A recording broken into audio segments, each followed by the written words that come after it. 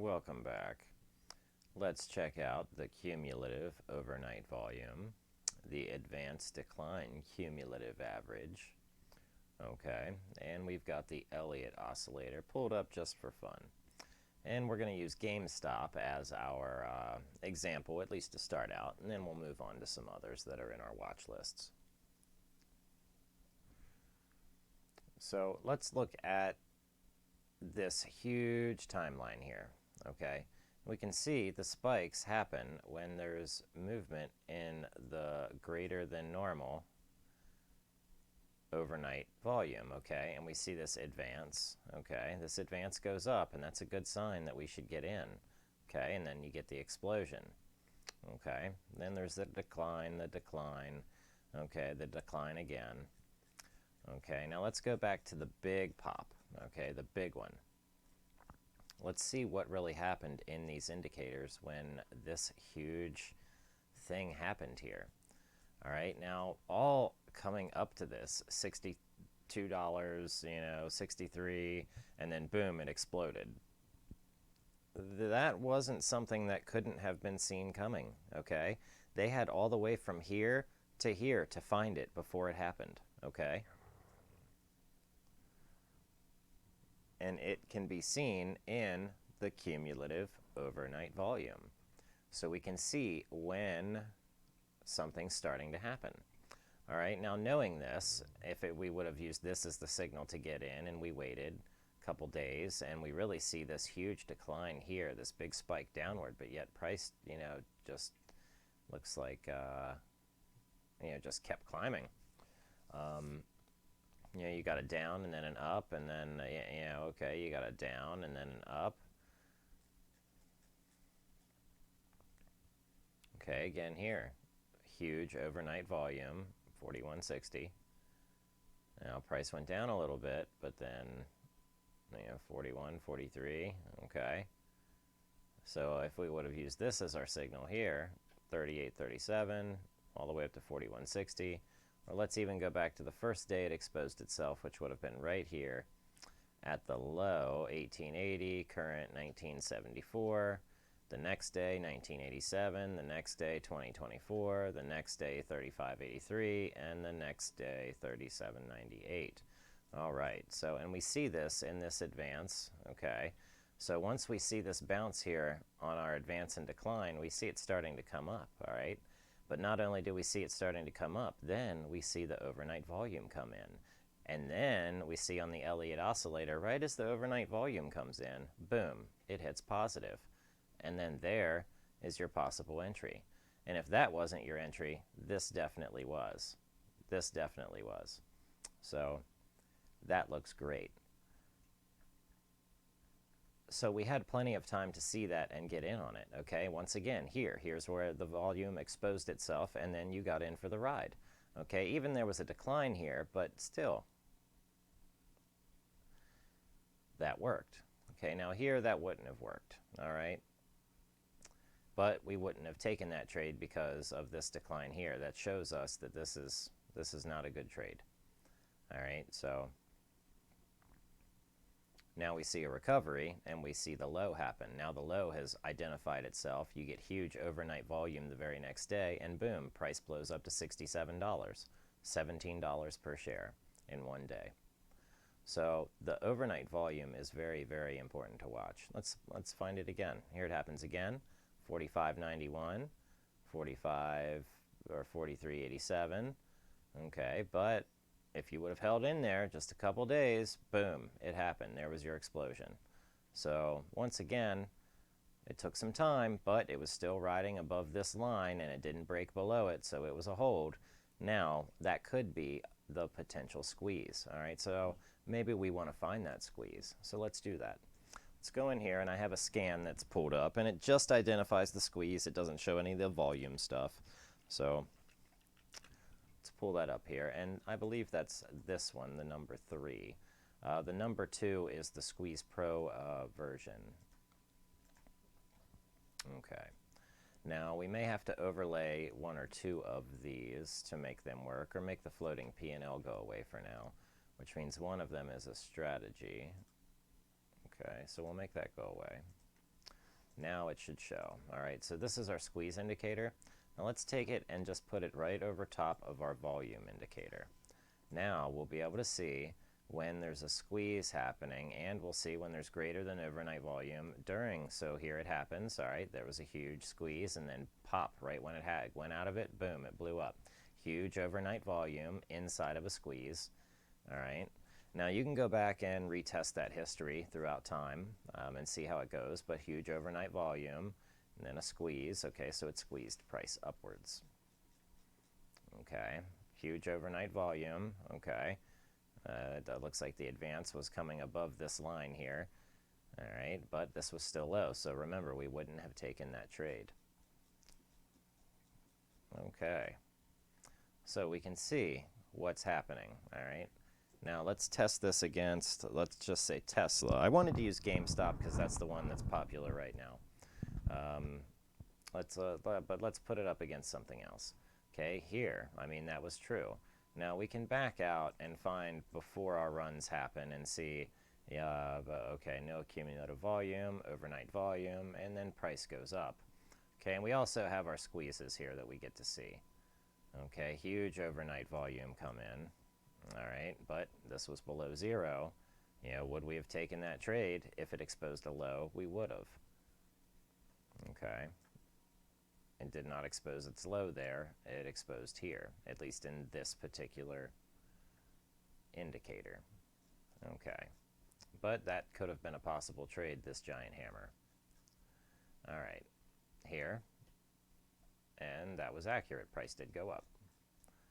All right, so we can see it happens a lot more with Tesla, where you can play this volume.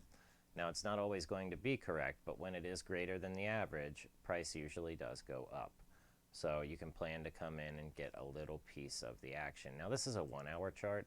If you pull it back to, say, the daily chart, you might have better overall results. So pull that back to the daily here. And I don't know where is our cumulative volume. I guess we cannot see that on the daily. Let's go to the 4 hour. Okay, it's back. So maybe we'll have to keep it on the 4 hour chart to find these particular actions, okay, which is fine. We can still find them on the 4 hour chart and the 1 day, 1 minute time frame, I hope. No. Okay, 5 day.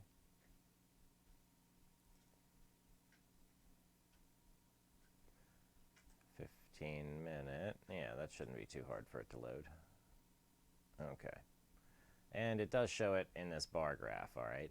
So we get to see it when it's in its low, when it's in its high, and if we extend our chart out a few more days, let's just say 30, now we can see, let's zoom in on this low here, this big pink, okay, the low, all right, and then it's inside of a squeeze, and then price blows up, okay?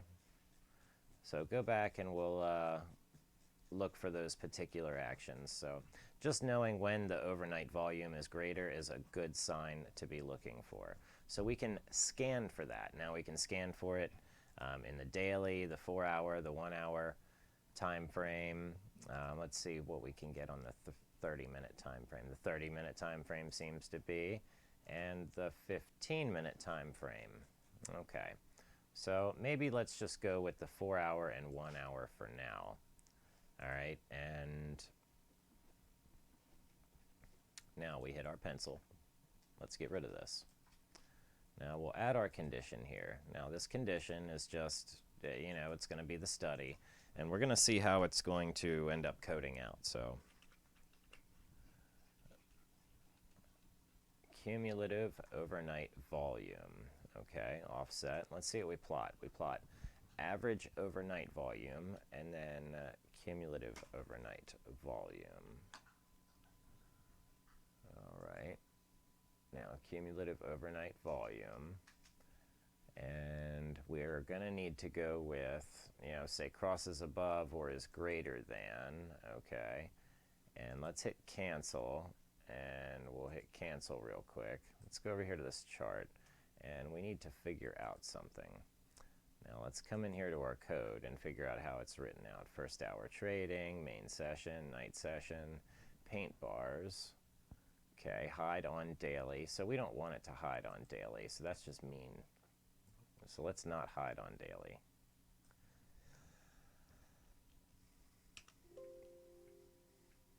Okay.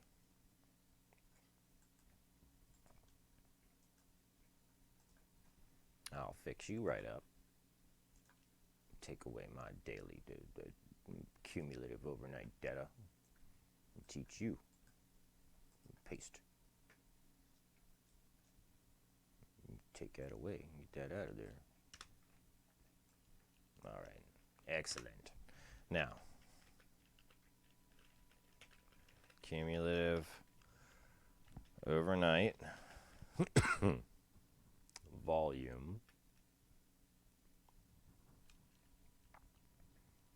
Okay, cumulative overnight volume. There we go. And I guess we should just say that it's daily there. All right, and we'll hit apply. And now it will have just the daily volume for us to show. So let's bring that out. Okay, now that shows us the same thing. Now I was just hiding it on the daily chart. Now let's see what happens when we pull it out to the daily chart, if we get any information down here versus what we would have gotten up here. Doesn't seem like it, but this advance and decline out on the daily does give some better signals. So we can use that more on the weekly level, it looks like. So we can pull our time chart out even further, and let's go with the 5-year, 5-week. And that's very interesting, very interesting. Okay, so now let's go to another stock and see what this looks like.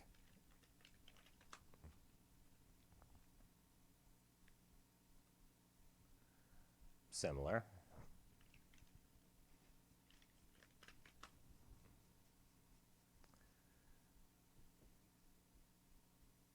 And what's this? No information. Okay, so we see back here where it touches the line and then bounces. It touches the line and bounces, all right? That's when it finally starts to take off and becomes popular from its super low from back in Pennyland stocks to boom. All right, now that's something we can also take advantage of knowing. So we'll be able to know when our advance and decline, say on the daily level, is less than, say, this 8,000 or equal to this 8,000. And it looks like this is our overnight volume and this is our average. So the way we want to set up our scan is going to be, it seems to be a very simple way. We're just going to have to ask it to tell us when it's greater than the average.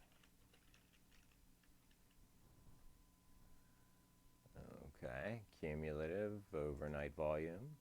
Okay, now we're going to want to know when it is greater than, okay, the same study, and that's going to be cumulative overnight volume, average overnight volume. Okay, now that's 0, 0. We can do 1. All right, now hit save. All right, now that's excellent. We can hit OK. And let's just put in a couple stock filters just to narrow it down just a little bit. And you can even do this in 2 separate ways.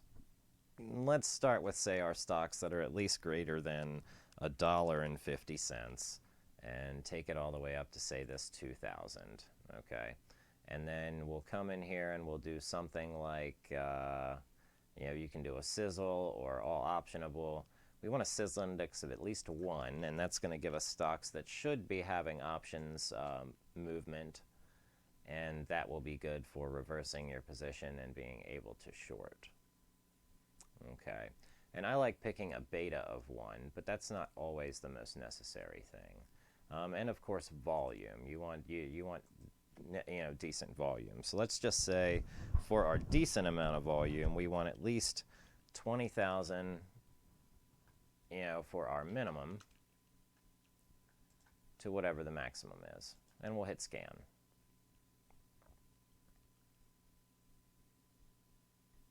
And no search results. 4 hours, extended.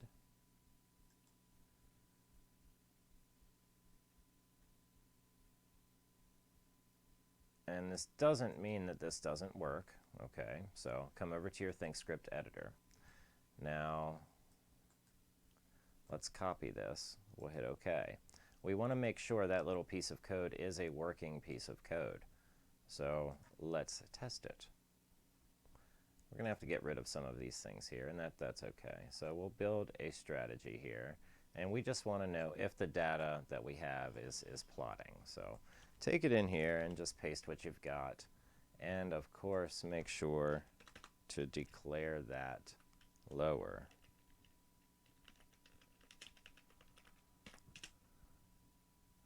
Okay. Excellent. Now, let's back out and see what happens. Now it looks like new study. Does it fire when it happens? Is it true? Okay, it does work when it's true. All right. So now when this goes up straight into the air, our little study here, and we could also do, and let's just change that around to make a slightly different little version of that. Let's take that and we'll edit it. Okay, and we'll say cumulative overnight volume, and we'll say crosses above, because we tried is greater than. Okay, so let's try crosses above, or crosses could work as well. Or we could go is equal to. That could be a good signal depending on how it plays out. So push OK and see if that is the winning ticket for getting it to work right. Because it seems like once it happens, then we don't see anything else. So,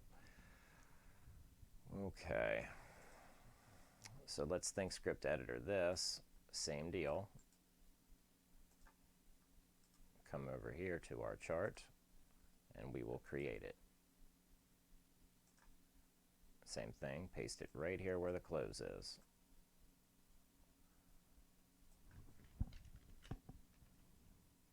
Okay. And hit apply. Now let's get rid of our Elliot oscillator for now. All right, poor Elliot. All right, study 61, study 62, and we did not declare it lower.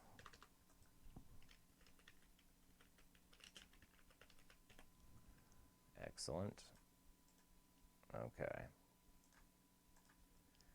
And the same thing happens. Although it does seem to show, so I do like that. It is just one strike up into the air without all of this extra on the screen. So that could be a good, interesting thing. And it looks like here catches it at 704. The price drops. Let's see if there's any big gaps anywhere where they're missing. Could be exactly the same thing. Looks like there's a missing one here. It did catch this doji. So study 61 may be more accurate. Okay, maybe not, but study 62.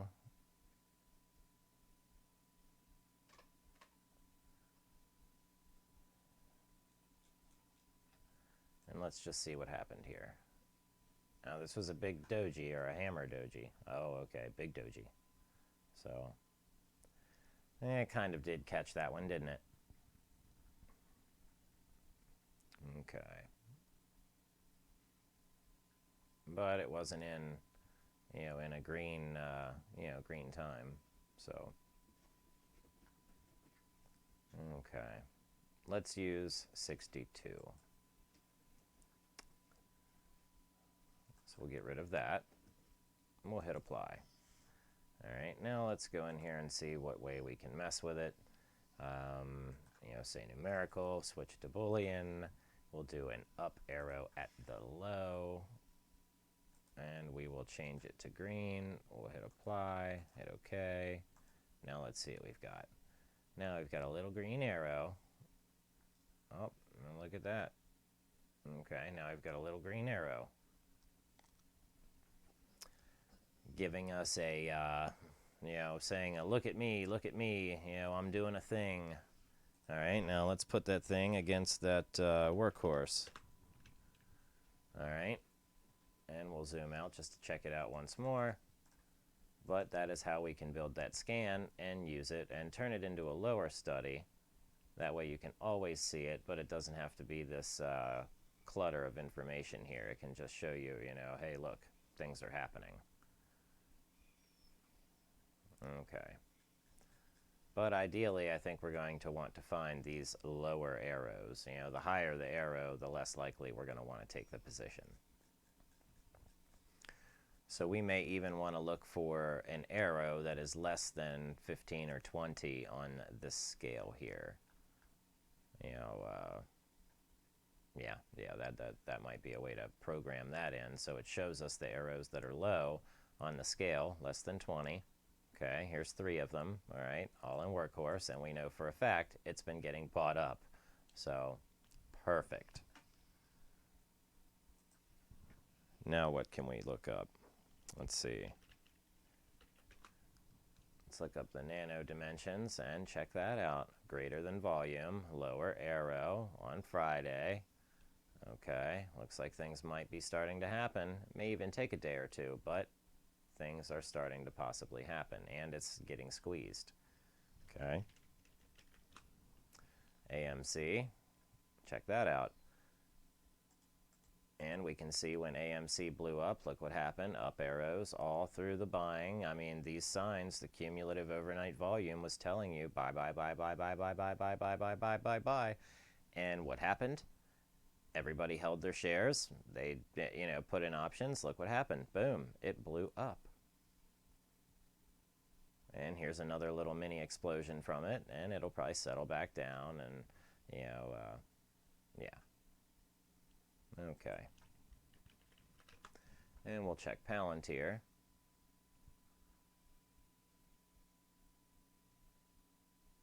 Okay, so we will end our video here. I hope I helped somebody out there in the scripting world, figure out another little trick they can use to, find some of those signals that maybe they were missing before. So make sure you like and subscribe and stick around because we've got lots of things to show you.